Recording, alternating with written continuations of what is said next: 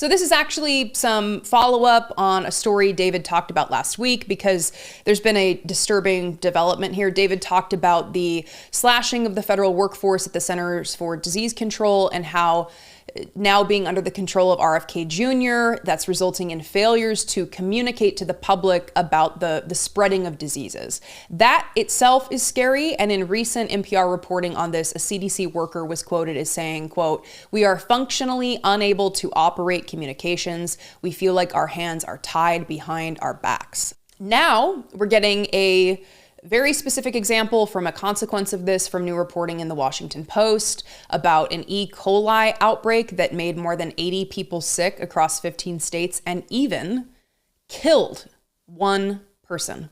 An outbreak that the public was not notified about after the source of the outbreak was identified. The Trump administration made a direct decision not to publicize the names of the grower and the processor of the tainted lettuce that made everyone sick and killed a person. This is the consequence of the right's attacks on regulation, with their obsession with slashing workforces, with cutting costs. We have workers in place. We have regulations. We pay for these things so that people don't get sick, so that people don't die, so that we can make sure the food supply is safe.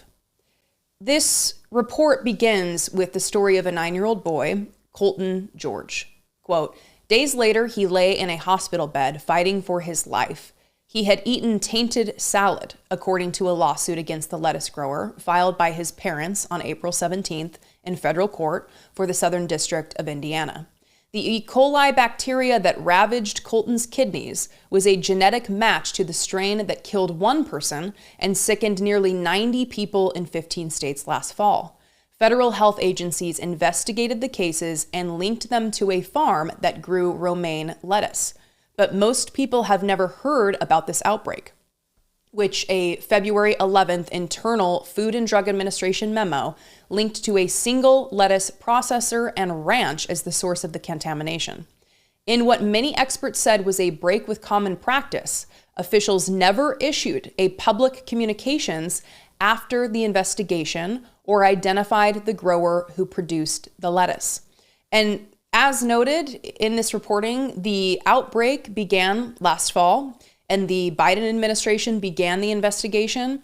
That investigation was completed on February 11th, but as NPR notes here, quote, "At that time, the decision was made by the Trump administration not to release the names of the grower and the processor because the FDA said no product remained on the market. The administration has also withdrawn a proposed regulation to reduce the presence of salmonella in raw poultry, according to an April USDA alert. It was projected to save more than $13 million annually by preventing more than 3,000 illnesses, according to the proposal." So you might think, well, the product wasn't on the market. Who cares? No, we should care. The grower and processor should be publicly identified for several reasons. I mean, what if these people have done this before? What if they're repeat offenders? Transparency allows for accountability, so those responsible can be forced to ensure that they are engaging with proper sanitation practices. People can take legal action if they need to, if they know who to sue. And this is one of the fears, that the Trump administration's actions make it more difficult for the people to have the power here. Quote, "Public health advocates warn companies and growers will face less regulatory oversight and fewer consequences for selling tainted food products as a result of recent FDA actions." This is what happens when political attacks on our public health infrastructure are successful. Given that everything is political, health is political, health policy is political, we cannot separate the CDC and politics.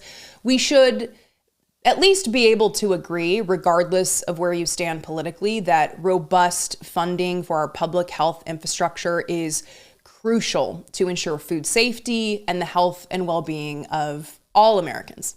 This is certainly one major area where Trump has set us back significantly.